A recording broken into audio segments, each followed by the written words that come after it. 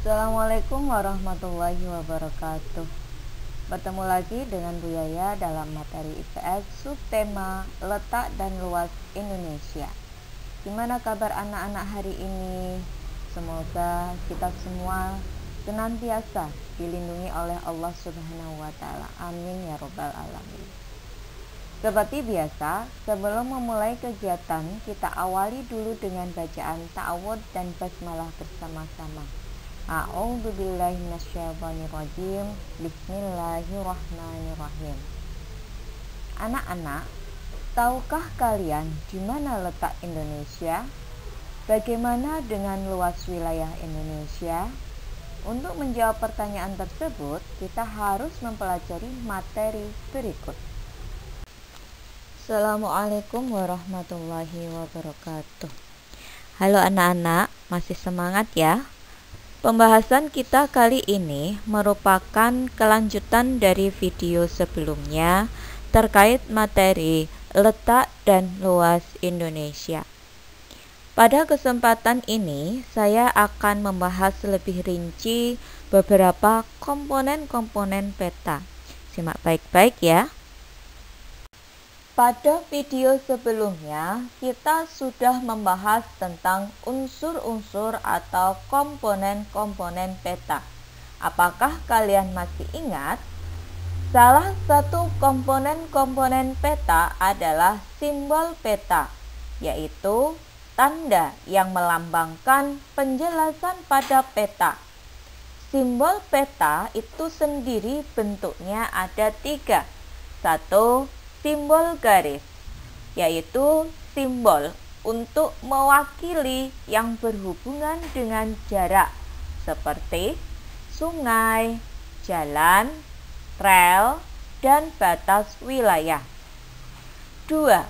Simbol area adalah simbol untuk mewakili suatu bidang atau luas wilayah, seperti danau, rawa, gurun, dan hutan. 3. Simbol titik merupakan simbol yang digunakan untuk mewakili sebuah objek-objek seperti kota, gunung, dan lain sebagainya.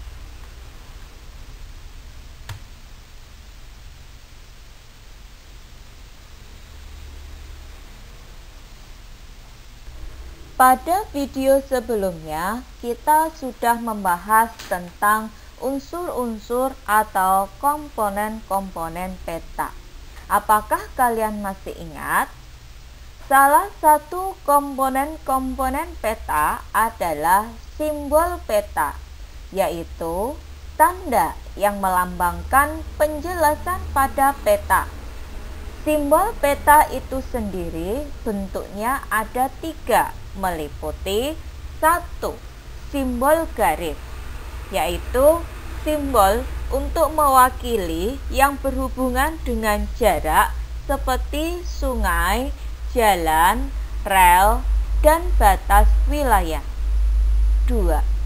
Simbol area adalah simbol untuk mewakili suatu bidang atau luas wilayah seperti danau, rawa, gurun, dan hutan. 3. Simbol titik merupakan simbol yang digunakan untuk mewakili sebuah objek-objek seperti kota, gunung, dan lain sebagainya. Berikutnya adalah bentuk-bentuk skala. Bentuk-bentuk skala pada peta ada 3 macam. 1. Skala verbal adalah skala yang menunjukkan perbandingan jarak pada peta dalam suatu kalimat langsung.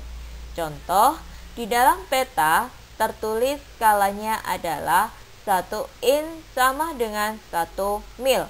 Berarti 1 inch di peta mewakili 1 mil di lapangan. Yang kedua, skala angka. Skala angka digunakan untuk menunjukkan perbandingan jarak pada peta dalam perhitungan angka. Contoh, Pada peta dituliskan skalanya 1:1 juta. Artinya adalah setiap 1 cm pada peta, jarak yang sebenarnya di lapangan adalah 1 juta cm. Yang ketiga, skala batang atau skala grafis. Skala ini berbentuk grafis atau gambar yang menunjukkan jarak antar bagian. Contoh, silakan lihat pada gambar. Menghitung skala peta. Perhatikan rumus pada gambar segitiga agar lebih mudah dipahami. Jika sejajar, artinya dikalikan. Jika terletak di atas dan di bawah, artinya dibagi. Nah, sekarang coba perhatikan gambar bawah yang paling kiri. Di situ kita tutup JP, artinya yang ditanyakan adalah JP, jarak peta. Nah, jika kita tutup JP, maka yang terlihat adalah S dan JB, ya.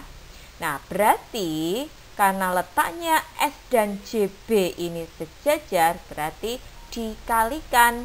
Jadi, kalau kita mencari jarak peta, rumusnya adalah skala kali jarak yang sebenarnya. Nah, berikutnya caranya juga sama. Bisa ya? Cara mengubah atau mengkonversi skala. Perlu kalian pahami bahwa skala pada peta dapat dirubah sesuai dengan kebutuhannya. Lalu bagaimana caranya? Perhatikan contoh soal berikut. Yang pertama, mengubah skala angka ke skala grafik. Contoh, dalam peta tertulis skala 1:300.000. Ubahlah ke dalam skala grafik. Nah, di sini tertulis skalanya adalah 1:300.000. Artinya adalah setiap 1 cm pada peta, jarak yang sebenarnya di lapangan adalah 300.000 cm. Jadi, dapat ditulis di sini. Diketahui JP-nya adalah 1 cm. JP itu jarak peta. Kemudian JS atau jarak yang sebenarnya berarti di sini adalah 300.000 cm. Nah, untuk JS satuannya kita rubah menjadi kilometer. Nah, berarti menjadi berapa? 3 kilometer. Sudah diketahui di sini JP-nya 1 cm, JS-nya 3 kilometer. Kalau sudah, langsung saja dibuat garisnya. Nah, seperti ini. Di sini 0 cm. 0 cm berarti JP ya. Kemudian yang di bawah 0 km. Berarti yang di bawah apa? JS ya, jarak sebenarnya.